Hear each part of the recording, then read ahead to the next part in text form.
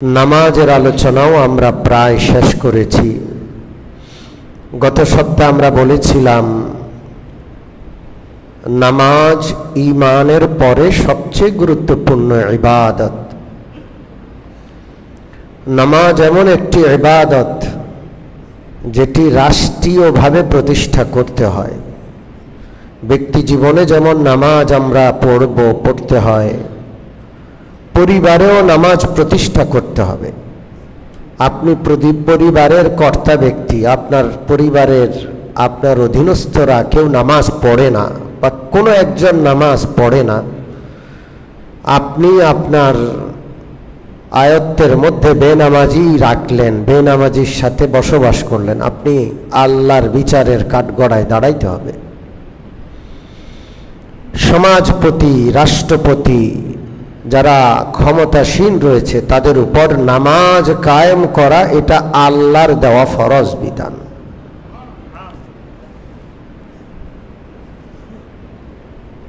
সম্মানিত উপস্থিতি, রাসূলুল্লাহ মদিনায় রাষ্ট্রীয়ভাবে নামাজ কায়েম করেছিলেন। রাসূলুল্লাহর জীবনের শেষ সময়ের ঘটনা, যখন রাসূলুল্লাহ মারজুল মউতে তথা মৃত্যু শয্যায় শায়িত, অন্তিম সময়। একদিন রাসূল করিম সাল্লাল্লাহু আলাইহি ওয়াসাল্লাম নামাজে যেতে পারছেন না, বারবার বেহুশ হয়ে পড়ছিলেন। শেষ সময়ে একেবারে সর্বশেষ কয়েকটা দিন বেশ অসুস্থতার মধ্যে কেটেছে। এর মধ্যে একেবারে শেষ দিককার একদিন আল্লাহ রসুল সাল্লাল্লাহু আলাইহি ওয়াসাল্লাম বারবার বেহুশ হয়ে যাচ্ছেন। হুঁশ আসে আবার বেহুশ হয়ে যাচ্ছেন, আবার হুঁশ আসে আবার বেহুশ হয়ে যাচ্ছেন। এমন করতে করতে নামাজের সময় হয়ে যায়। একেবারে যখন নামাজের সময় রাসূলুল্লাহ সাল্লাল্লাহু আলাইহি ওয়াসাল্লাম বেহুশ হয়ে পড়লেন, আর হুঁশ আসছে না, দীর্ঘ সময় বেহুশ। সাহাবারা মসজিদের কাতারে প্রিয় নবীর অপেক্ষায় অপেক্ষমান, অপেক্ষা করতে করতে নামাজের সময় শেষ প্রান্তে রাসূলুল্লাহ বেহুশ, সাহাবায়ে কেরাম কেঁদে জারজার। তারা আজকে রাসূলুল্লাহর পিছনে নামাজ পড়তে পারছেন না, অথচ রাসূলুল্লাহ হুজরা শরীফে আছেন।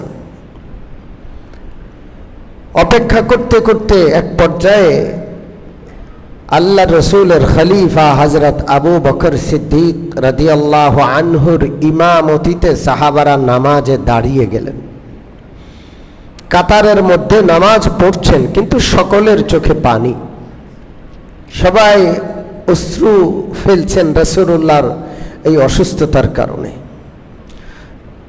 যখন নামাজ দাঁড়িয়ে গেল, কিছুক্ষণ পর রাসূলুল্লাহ সাল্লাল্লাহু আলাইহি সাল্লামের হুঁশ আসলো। মা আয়েশার ঘরে আল্লাহ রসুল জিজ্ঞেস করলেন, মুসলমানরা কি নামাজ পড়ে ফেলেছে? আম্মা জান বললেন, ইয়া রাসূলুল্লাহ, আপনার অনুপস্থিতিতে আপনার জন্য দীর্ঘ অপেক্ষা করে রাসূলুল্লাহর সাহাবারা কেঁদে জার জার হয়ে আখির নামাজ কাজা হয় কিনা, এই জন্য আমার প্রিয় পিতা আবু বকরের ইমামতিতে তারা নামাজ আদায় করে ফেলছে, এই যে নামাজ এখনো আছে। রাসূলুল্লাহ সাল্লাল্লাহু আলাইহি সাল্লাম বললেন, তারা নামাজ পড়ছে জামাতে? বলে হ্যাঁ। নবীজি বললেন, পর্দাটা একটু সরাও, হুজরার পর্দাটা একটু সরাও। আম্মা জান আয়েশা হাত দিয়ে টান দিয়ে হুজরার পর্দাটা একটু করে সরালেন। রাসূলুল্লাহ অসুস্থ অবস্থায় একটু মাথা ঝাঁকিয়ে, একটু মাথা উঁচু করে সাহাবাদের নামাজের জামাতের দৃশ্যটা অবলোকন করলেন। অবলোকন করে রাসূলুল্লাহ সাল্লাল্লাহু আলাইহি ওয়াসাল্লাম কাঁদছেন। রাসূলুল্লাহর চোখ বেয়ে বেয়ে পানি পড়ছে। পর্দাটা ছেড়ে দিলেন। মা আয়েশা রাসূলুল্লাহর মাথা মুবারক নিজের কোলে নিলেন আর বললেন, ইয়া রাসূলুল্লাহ, আপনি কাঁদছেন? নবীজি বললেন, আয়েশা, এই অশ্রু এটা কষ্ট বা দুঃখের নয়, এটা সুখ আর আনন্দের অশ্রু।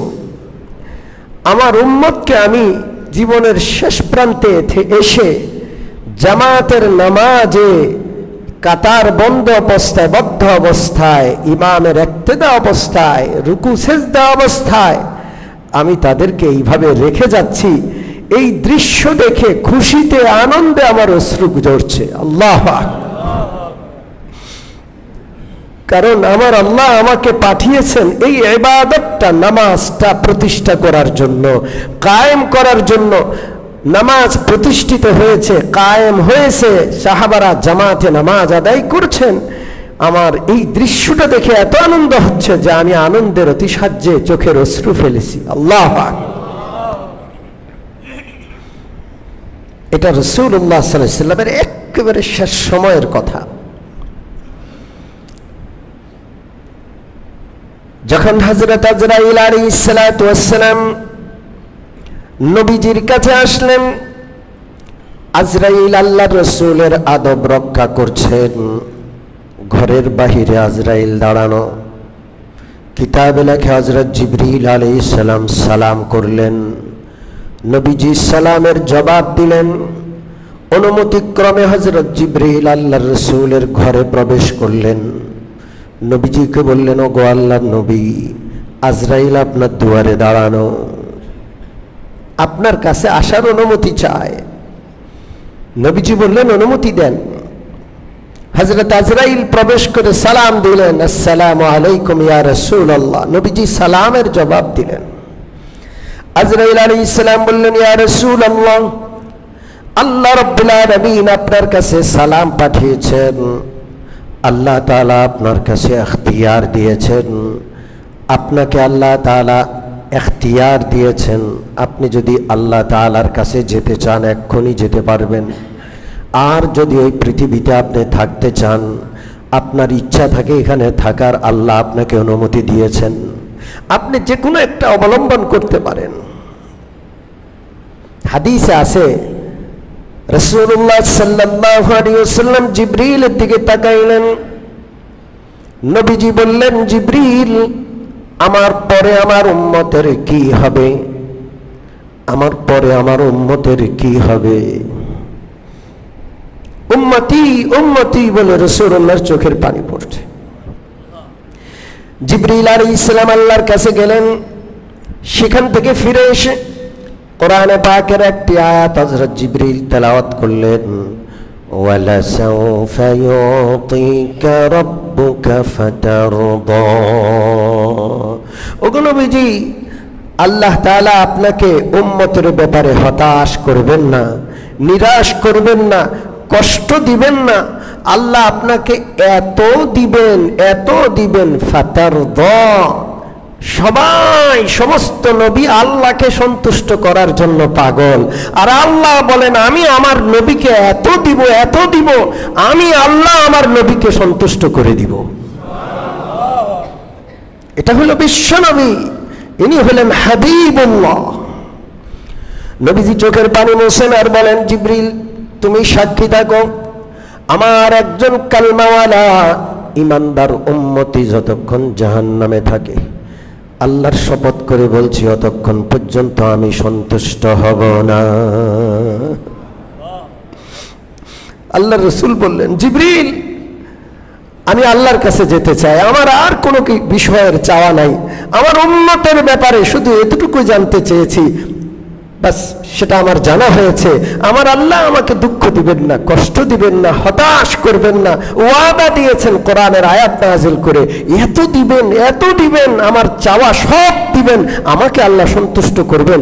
অতএব আমি তো আমার উম্মতের একজন ব্যক্তি ইমানদার কালমাওয়ালা জাহান্নামে থাকবে, আমি সন্তুষ্ট হব, এটা হতেই পারে না।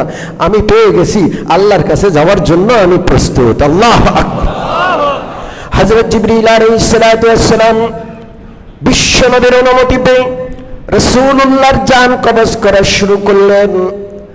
হাদিসে আছে, রাসূলুল্লাহ সাল্লাল্লাহু আলাইহি ওয়াসাল্লাম জীবনের শেষ বাক্য দুইটা বাক্য বলেছিলেন। কয়টা বাক্য? জোরে বলেন, কয়টা? প্রথম বাক্য হলো প্রথম বাক্য হইল রাসূলুল্লাহ বললেন আর রাফিকুল আলা, আল্লাহুম্মা বির রাফিকুল আলা, আয় আল্লাহ আপনি আমার উত্তম বন্ধু, আমি আপনার কাছেই যেতে চাই। দুই নম্বর বাক্য আল্লাহ রাসূল বললেন as-সালাত, as-সালাত ওয়া মা মালাকাত আইমানুকুম, ও আমার উম্মতি নামাজ, নামাজ আমি তোমাদের জন্য সালাত রেখে গেলাম, এই সালাতকে তোমরা আঁকড়ে ধরো, সালাত বিহীন জিন্দেগি যেন তোমাদের না হয়। নামাজওয়ালা জীবন, নামাজ বিহীন জিন্দেগি নয়, নামাজ ছাড়া জীবন নয়। ওয়া মা মালাকাত আইমানুকুম, আমার জীবনের আখেরি কথা, নামাজ আদায় করো, তোমাদের অধীনস্থদের ব্যাপারে সতর্ক থাকো। বিবি হইতে পারে অধীনস্থ স্ত্রী, অধীনস্থ সন্তান, অধীনস্থ কর্মচারী, তাদের ব্যাপারে সতর্ক থাকতে আল্লাহর রাসূল নির্দেশ দিলেন। তারা যেন জুলুমের শিকার না হয়, তারা যেন আমার অসচেতনতার কারণে বেনামাজি না হয়, আমার চোখের আড়ালে তারা যেন আল্লাহর গুনাহে অভ্যস্ত না হয়। আমি তাদেরকে ধরে ধরে যেমন দুনিয়ার লস থেকে, দুনিয়ার ক্ষতি থেকে বাঁচাই, আমার দায়িত্ব আমি তাদেরকে আখিরাতের ক্ষতি থেকে বাঁচাবো, জাহান্নামের আগুন থেকে বাঁচাবো, এটা আমার দায়িত্ব। ও আনফুসাকুম ওয়া আহলিকুম নারা, আল্লাহ বলছেন তুমি তোমাকে এবং তোমার অধীনস্থদেরকে জাহান্নামের আগুন থেকে বাঁচাও। তোমার অসচেতনতা, তোমার অসাবধানতা, তোমার কোনো ভুল সিদ্ধান্তের, খারাপ সিদ্ধান্তের কারণে তোমার সন্তানটা যেন নষ্ট না হয়, বেনামাজি না হয়ে যায়, অশিক্ষার কুশিক্ষা শিখে এক পর্যায়ে নাস্তিক হয়ে আল্লাহ তাআলাকে অস্বীকার করে না বসে। তোমার সন্তানটার জিন্দেগি যেন নামাজহীন জিন্দেগি না হয়।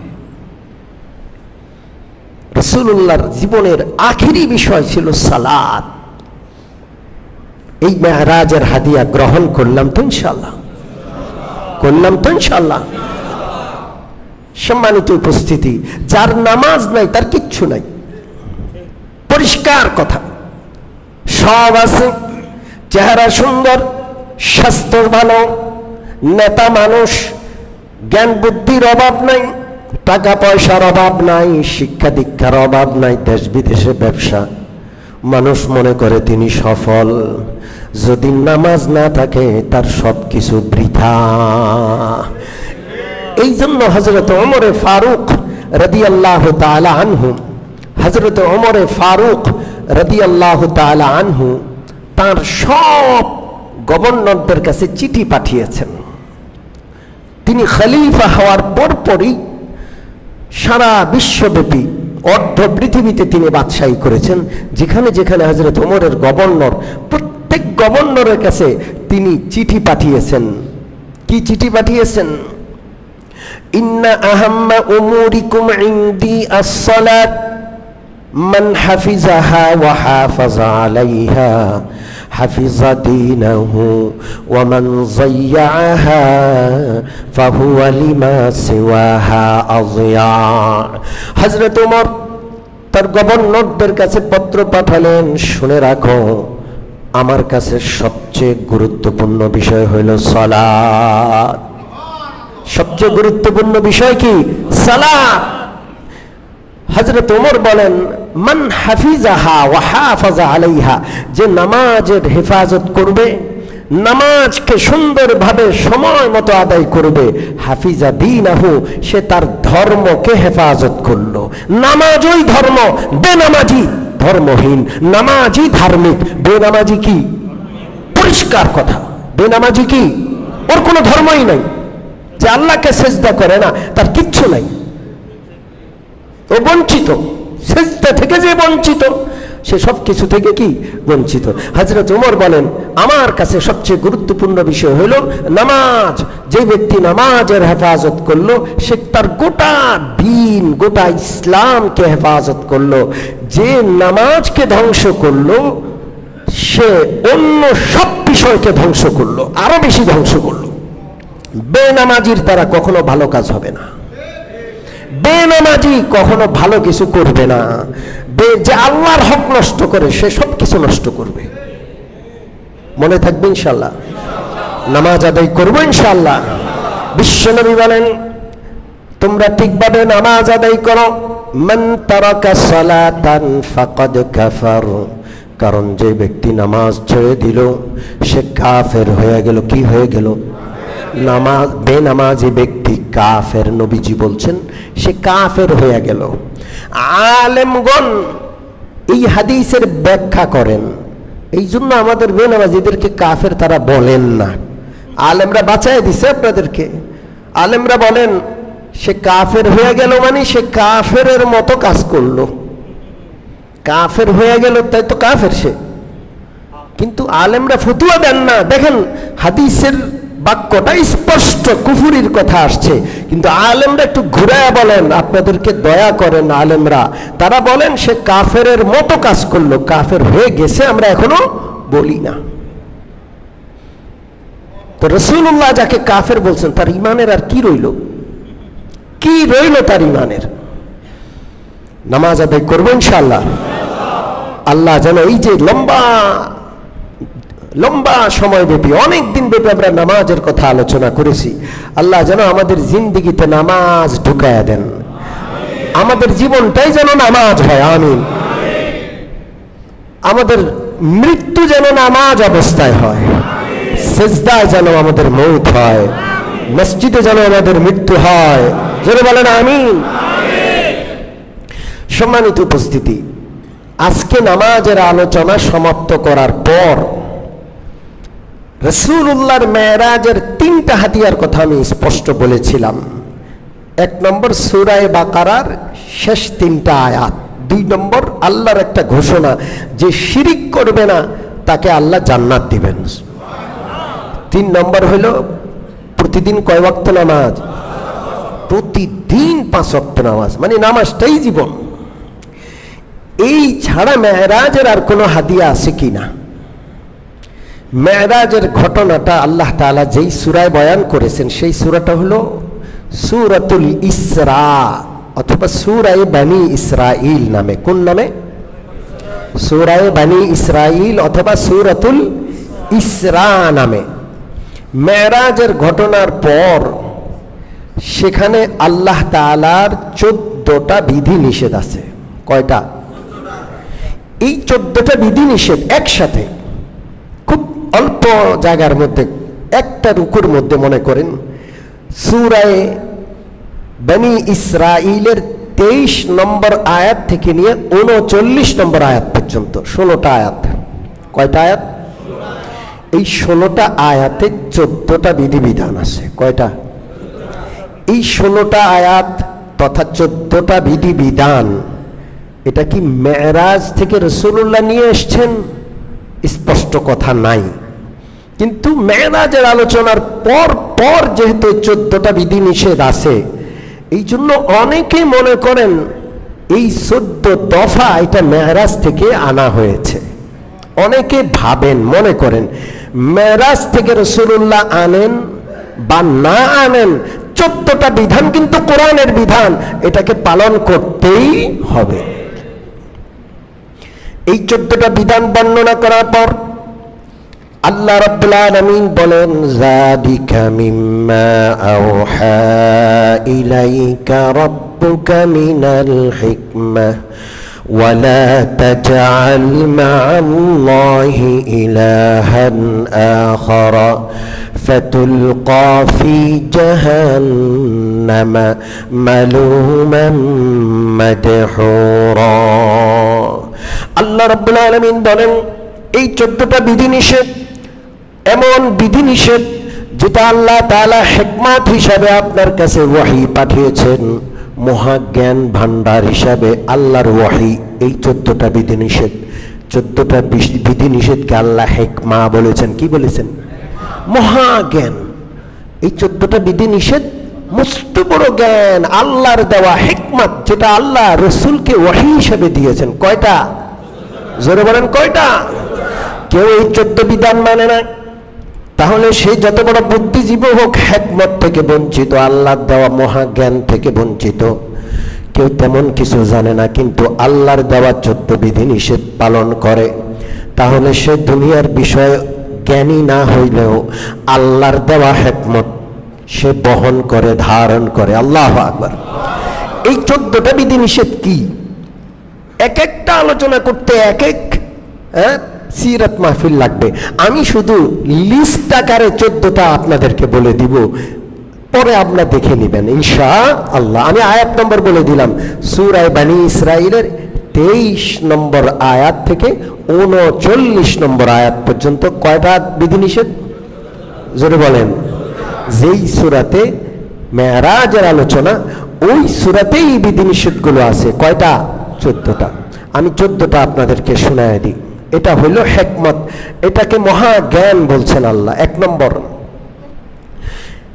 আল্লাহ তাআলা বলছেন ওয়াকাদা রাব্বুকা আল্লা তা'বুদু ইল্লা ইয়্যাহ। 1 নম্বর আল্লাহর সিদ্ধান্ত হলো ইবাদত একমাত্র কার? আর কারো ইবাদত করা যাবে না। এই মাথা আল্লাহ তাআলা ছাড়া আর কারো সামনে নত করা যাবে না। 2 নম্বর, ওয়াবিল ওয়ালিদাইনি ইহসানা। মা বাবার সাথে সদাচরণ করতে হবে। কার সাথে? মা বাবার সাথে সদাচরণ করতে হবে। এতটা সদাচরণ, মা বাবা যদি আপনার চূড়ান্ত কোনো ক্ষতি করে দেয়, মা বাবার কারণে সম্পদ নষ্ট হয়ে গেছে, মা বাবার কারণে কোনো একটা ক্ষতির শিকার আপনি হয়েছেন, আপনি উফ বলার অনুমতি নাই। ওয়ালা তাকুল্লাহুমা উফিন, উফ বলার অনুমতি নাই, কোনো বিরক্তি প্রকাশ করার অনুমতি নাই। ওয়ালা তানহারহুমা, তাদেরকে ধমক দিয়ে কখনো কথা বলা যাবে না। যাবে?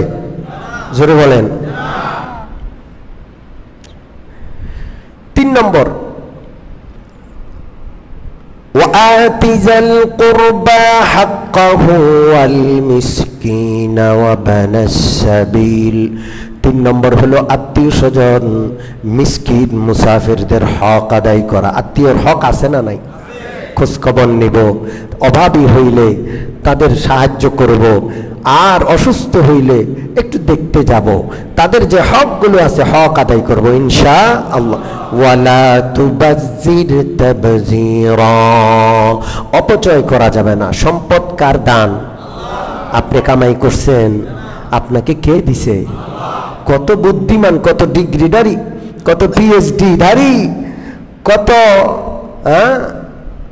বিসিএস পরীক্ষা দিয়া রাস্তায় রাস্তায় ঘুরে। রিজিক এটা কার দান? অপচয় করা যাবে না। আপনি মনে করেন না যে আমার টাকা আমি কামাইছি, যেভাবে ইচ্ছা সেভাবে খরচ করব। বাথরুমের পিছনেই কোটি টাকা খরচ। এমন বাথরুম বানায়, বাথরুমের পিছনে কোটি টাকা খরচ। আমি নাম বলবো না, নাম বললে চিনে ফেলবেন আপনারা। এক মাহফিলে গেছি যশোর, এক কোম্পানি, সেই কোম্পানির বাথরুমে গিয়ে বাথরুমের পিছনে কমপক্ষে 1 কোটি টাকা খরচ করছে। সেখানে টিভি আছে, সেখানে একটু বসার জায়গা আছে, একটু শোয়ার জায়গা আছে, এসি আছে। কথা বুঝেন নাই? বাথরুম মানে আরেকটা ফ্ল্যাট। বাথরুম একটা কি? একটা ফ্ল্যাট। কয়েকটা রুম আছে বাথরুমের ভিতরে, সেখানে এসি আছে, ফ্যান আছে, আরো কি কি বলবো আমার তো এখন মনে নেই। 1.5 বছর হয়েছে গেছি। যে কথা কি বুঝে আসছে? তো আপনি বাথরুমের পিছনে কোটি টাকা খরচ করবেন, আপনার প্রতিবেশী অসুস্থ, হসপিটালে গিয়ে দেখে আসেন কিডনি নষ্ট হয়ে গেছে, ডায়ালিসিসের পয়সা নাই, যক্ষা ক্যান্সার হয়ে গেছে, কেমো দেওয়ার পয়সা নাই, ধুকে ধুকে বিনা চিকিৎসায় মারা যাচ্ছে। আপনার বাথরুমের এই সমস্ত কাজ করা ওই লোকটার জীবনের চেয়েও বেশি দাম, বেশি দরকার। আপনার টাকা কি আপনার না আল্লাহর? কে দিয়েছেন? ওয়ালা তুবাজ্জির তাবযীরা, অপচয় করো না, কারণ অপচয়কারী শয়তানের ভাই। অপচয়কারী কার ভাই? এরপর 5 নম্বর, ওয়ালা তাজআল ইয়াদাকা মাগলুলাতান ইলা উনুকিকা ওয়ালা তাবসুতহা। আল্লাহ রাব্বুল আলামিন বলছেন অপচয় যেমন করবা না, ঠিক তেমনি কার্পণ্য করবা না। কি করবা না? কার্পণ্য। আরে সর্বনাশ! এমন কৃপণ আছে না নাই? বহু আছে, মারাত্মক কৃপণ। 1 টাকাও খরচ করে না, 1 পয়সাও বের হয় না। এখানেরই একজন এসে আমার কাছে বলছে যে আমার আব্বা কত লক্ষ টাকা জানি কোথায় রেখে গেছে, কেউ জানতো না। মরার 16 বছর পর প্রকাশ পাইছে যে এখানে এত লক্ষ টাকা ওনার আছে। মরার কয় বছর পর? এই ঘটনা করুণার আগের ঘটনা বলতেছি, মানে করুণার আগেই 16 বছর হয়ে গেছে, মানে তিনি 2001-2 বা 3-এ মারা গেছেন। 16 বছর পর ওনার বাবার 16 না 17 লক্ষ টাকা কোথায় রেখে গেছে এটা পাই গেছে, কেউ জানতো না। কেমন কৃপণ! আল্লাহ আল্লাহ। এরকম বহু বখিল মানুষ আছে যার সম্পদ শেষ পর্যন্ত কেউ ভোগ করতে পারে নাই। ওই যে কোথায় রাখছে সুইস ব্যাংকে, ওই বিজাতিরা সব লয়ে গেছে। ঠিক কি ঠিক না? এই দেশেও আসে নাই, তার আওলাদরাও পাই নাই, চুরিদারি কইরা যা কামাইছে সব ওখান থেকে শেষ। বহু মানুষ আছে। কোন এক গত টার্মের কোন এক মন্ত্রী, গৃহমন্ত্রী না কোন মন্ত্রী জানি, তার নাকি 800 না 900 ফ্ল্যাট। কয়শো ফ্ল্যাট? 800 না 900 ফ্ল্যাট। প্রথমে 365 প্রকাশ পাইল, পরে আরো কি পাইছে? আরো প্রকাশ পাইছে, আরো বের হয়েছে। আল্লাহ! মানুষের কতটুকু জায়গা লাগে মানুষের থাকতে, কয়টা বাড়ি লাগে? আল্লাহ! তাইলে কি করা যাবে না? কৃপণতাও করা যাবে না, পাশাপাশি হাত খুলে দেওয়া যাবে না যে সব দিয়া উনি নিজে এখন ভিক্ষা করতে বসছে, এটাও করা যাবে না। মধ্যম পন্থা। কি পন্থা? নবীজি একদিন বসে আছেন, এক মহিলা পর্দার আড়াল থেকে এসে তার বাচ্চারে পাঠাইছে, যাও নবীজিকে বলো আমার একটা জামা দিতে বরকতের জন্য। নবীজি বললেন যে আমার তো এখন পরনের জামাটা ছাড়া আর কোনো জামা নাই। তো মহিলার বাচ্চা মহিলার কাছে গিয়া বলল, আল্লাহ রসুলের পরনের জামাটা ছাড়া আর কোনো জামা নাই। মহিলা এমন মানুষ, মহিলা কয় রসুল্লাহরে ওইটাই খুলে দিতে কও। নবীজি পরনের জামাটা খুইলা কি করছেন? দিয়ে দিছেন। এখন নবীজির গায়ে কোনো কি নাই, জোরে বলেন। তখন এই আয়াত নাজিল হয়েছে, ওয়ালা তাবসুতুহা কুল্লাল বাসতি, আপনি একেবারেই সব দিয়া দিবেন এটাও করবেন না। নিজের জন্য, নিজের প্রয়োজনের জন্য, সন্তানদের জন্য, পরিবারের জন্য প্রয়োজন মতো কি করবেন? রাখবেন। মধ্যম পন্থা ইসলামে। এরপরে 7 নম্বর হইল আল্লাহ রসুল বলেন আল্লাহ তাআলা বলেন ওয়ালা তাকতুলু আওলাদাকুম খাশিয়াতা ইমলাক, খবরদার সন্তানকে দারিদ্র্যের ভয়ে, দরিদ্রতার ভয়ে সন্তান হত্যা করো না। আগের যুগে দরিদ্র ব্যক্তি দরিদ্রতার ভয়ে সন্তান হত্যা করত, আর এখনকার যুগে দরিদ্রতার ভয়ে সন্তান নেয় না। অনেক কোটি টাকার মালিক, সন্তান কয়টা আছে না নাই? এই উত্তরায় বেশি, গুলশান বনানীতে বেশি। এত টাকা তাও নাই। সন্তান বেশি নিলে টাকা ভাগ হয়ে যাবে। কি হয়ে যাবে? ভাগ হয়ে যাবে। আমাদের এই সেক্টরে একজন মরে গেছে, বউ অনেক আগে, একটা বিয়ে করা দরকার। তার কি করা দরকার? জোরে বলেন। বউ মরছে 10 বছর হয়েছে। কয় বছর হয়েছে? এখন একা একা তো থাকতে পারে না, তার সম্পদের অভাব নাই। সন্তান একটা কানাডা আর একটা আমেরিকা, এরকম এক এক দেশে, নিজের কাছে কেউ নাই। বিয়ে করে তো দরকার। একবার খবর আসছে যে মরে গেছে, ঘরের ভিতরে মোবাইল বন্ধ, দরজা ভেঙে, সেক্টরের কথা বলতেছে, নাম বলবো না, নাম বললে চিনে ফেলবেন, ইশারা ইঙ্গিতে বললেও চিনে ফেলবেন। ঘরের ভিতরে মোবাইল ধরে না, লোকজন এসে দরজা ভাঙছে, মেন দরজা ভেঙে ঘরের ভিতরে ঢুকছে, দেখে যে বেডরুমের দরজাও বন্ধ, হেডাও ভাঙছে, ভেঙে দেখে যে নাই। কোথায় গেছে? সবাই তো জানাজার প্রস্তুতি নিয়ে আসছে যে ওনাকে এখন লাশ পাওয়া যাবে, আর কি করতে হবে, কারণ বউ নাই, কেউ নাই, বাচ্চা তো 2 দেশে। পরে খিরি ডাকাত টোকাত ধরে নিয়ে গেল কিনা, গুম হয়ে গেল কিনা, পরে খবর আসছে উনি মেঘনা নদীতে প্রমোদ ভ্রমণে গেছেন। কোন নদীতে? চাঁদপুরের মেঘনা নদীর মোহনায় কি ভ্রমণে গেছেন? কথা কয় না, সত্য ঘটনা, সেক্টরের ঘটনা। পরে উনি ঘুরে যখন আসছে, সবাই বলতেছে, সাধারণ মানুষ জানে না, কিন্তু আমি ইমাম হিসাবে জানছি, নাইলে সাধারণ হলে জানতে পারতাম না। পরে সবাই কইছে যে আপনার তো কাফন দাফন রেডি হয়ে গেছিল, আমরা মোটামুটি হুজুর টুজুর রেডি করে, কবর কোথায় দিব সব কি করে ফেলছি, রেডি করে ফেলছি। তো ওনার বাড়ি আছে, গাড়ি আছে, সন্তানরা বিদেশে থাকে। ওনারে যখন একটা বিয়ের কথা কওয়া হয়েছে, ওনার জিন্দগিটা খুব কষ্টের, বউ নাই। তো উনি বিয়ে করবে, আমি এই শর্তে বিয়ে করব, আমার সম্পদের কোনো অংশ বউ পাবে না। যে বউরা এখন বিয়ে করবে তার সম্পদের কিছু দিবে না, এটা স্ট্যাম্প করে তো বিয়ে করতে হবে। কতটা কৃপণ! এখন যারা এই বিয়ে বসতে রাজি হয় তারা সম্পদ ছাড়া, আরে ভাই এখন এই বুড়ার কাছে বিয়ে বলবো, বুড়া দিব না কোনো সম্পদ, কি দরকার আছে বুড়ার কাছে বিয়ে বলে? কোনো বেডি রাজি হয় না। বেটার জিন্দগি শেষ, 10 বছর হয়ে গেছে। কয় বছর হয়ে গেছে? কিসের ভয়? এত সম্পদ, খাওয়ার কেউ নাই, পোলাপাইন থাকে বিদেশ, বউ গেছে আগেরটা মইরা, তাও সে এখন যে বউ আসবে বউ বন্দা তালাশ করে। কি বউ? বন্দা। কি বউ তালাশ করে? যার কি হবে না, বাচ্চা হবে না, কারণ বাচ্চা হইলে সম্পদের ভাগ আসবে। আবার যে বউর বিয়ে করবো ওই বউ যেন সম্পদ না নেয়, এটা আগে কি করতে হবে? স্ট্যাম্পে লিখে দিতে হবে। সম্পদের ভয়ে কেউ যদি সন্তান না নেয় তাহলে সে আল্লাহর রাজ্জাক হওয়ার ব্যাপারে সন্দিহান, তার ঈমান নিয়ে টান পড়ে যাবে। ওয়ালা তাকতুলু আওলাদাকুম খাশিয়াতা ইমলাক।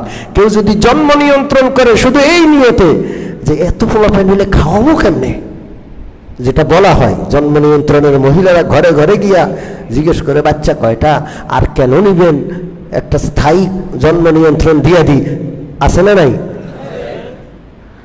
কেন নিবেন, সম্পদ কি আছে, পোলাপাইন বেশি হইলে হ্যাঁ ভাগ হয়ে যাবে। এই চিন্তাটা কুফরি চিন্তা। মুসলমান রিজিকের দায়িত্ব কাকে দিয়ে রাখছে? আল্লাহ বলেন নাহনু নারযুকুহুম ওয়া ইয়্যাকুম, আমি তাদেরকেও রিজিক দেই, তোমাদেরকেও রিজিক দেই। তুমি বাবা, তুমি সন্তানকে রিজিক দাও না। সন্তান আসলে সন্তানের রিজিক নিয়ে আসে। আল্লাহ কোনো ব্যক্তিকে পাঠানোর, বরং কোনো ব্যক্তিকে সৃষ্টি করার 40,000 বছর আগে তার রিজিক বন্টন করে রাখছে। এরপর আসেন, এরপরে আল্লাহ তাআলা বলেন ওয়ালা তাকরাবুজ জিনা। 8 নম্বর, ওয়ালা তাকরাবুজ জিনা, ব্যভিচারের কাছেও যাইও না। জিনা, ব্যভিচার হারাম, অনেক লম্বা আলোচনা, আজকে আর করলাম না। 9 নম্বর, ওয়ালা তাকতুলুন নাফসাল্লাতী হারামাল্লাহু ইল্লা বিল হক, অন্যায়ভাবে কোনো প্রাণীকে হত্যা করো না। 10 নম্বর, ওয়ালা তাকরাবু মালাল ইয়াতীম, এতিমের সম্পদ খাইও না। 11 নম্বর, ওয়া আউফু বিল আহদ, ওয়াদা পূর্ণ করো। 12 নম্বর,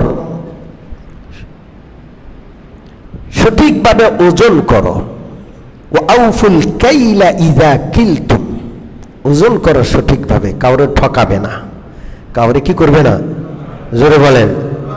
আমরা নিজেরা নেওয়ার সময় খুব বুঝে শুনে নেই, মাপ একবারে, আর আরেকজনকে দেওয়ার সময় কি করি, ঠকাই। আল্লাহ তাআলা বলেন ঠকাবে না, মাপ সঠিক দিবে। 13 নম্বর, ওয়ালা তাকফু মা লাইসা লাকা বিহি ইলম, যেই জিনিস তোমার জানা নাই সেই জিনিসের ব্যাপারে মন্তব্য করো না। কি করবে না? মন্তব্য করি আমরা, আল্লাহ মাফ করে দেন। লাইক শেয়ার, কত গুজব আমরা রটায় দিই, জানি না, অথচ এটা ছড়ায় দিই, আল্লাহ মাফ করে। সর্বশেষ 14 নম্বর, ওয়ালা তামশি ফিল আরদি মারাহা, জমিনে দর্প ভরে চলো না। জমিনে জওয়ান সুন্দর টাকার মালিক, বাড়ির মালিক, এখন একবারে এমনি এমনি করে হাঁটা যাবে? জমিন কার? মিনহা খালাকনাকুম ওয়া ফিহা নুঈদুকুম ওয়া মিনহা নুখরিজুকুম তারাতান উখরা, এই মাটি দিয়ে তোমারে বানাইছে, মাটিতে আবার ফেরত যাবে, আবার মাটি থেকে আমি তোমাকে উঠাবো। মাটির উপর দর্প ভরে চলা যাবে? এক চাপ দিবে মাটি, হাড়গুলো একটার ভিতর একটা এইভাবে ঢুকে যাবে। কোনো কারণে, কোনো বিষয়ের কারণে জ্ঞান, গরিমা, সম্পদ নেতৃত্ব, পদ পদবী, কোনো বিষয়ের কারণে অহংকার করব না। 14টা দফা আল্লাহ বলতেছে এগুলো হলো হিকমত। যে মানে সে জ্ঞানী, যে বুঝে মনে রাখে সে জ্ঞানী, যে এগুলো মানে না তার দুনিয়ার যত টাকা পয়সা সম্পদ থাকুক সে জ্ঞান থেকে বঞ্চিত। আল্লাহ আমাদের সকলকে এই আল্লাহর 14টা বিধিনিষেধ, যেটাকে মেরাজের 14 দফাও অনেক তাফসীর বিশারদ, অনেক সিরাতবিদ বলেছেন, আল্লাহ যেন ফরজ বিধান হিসাবে এগুলোকে মনে রাখার আমল করার তৌফিক দান করেন। আমিন।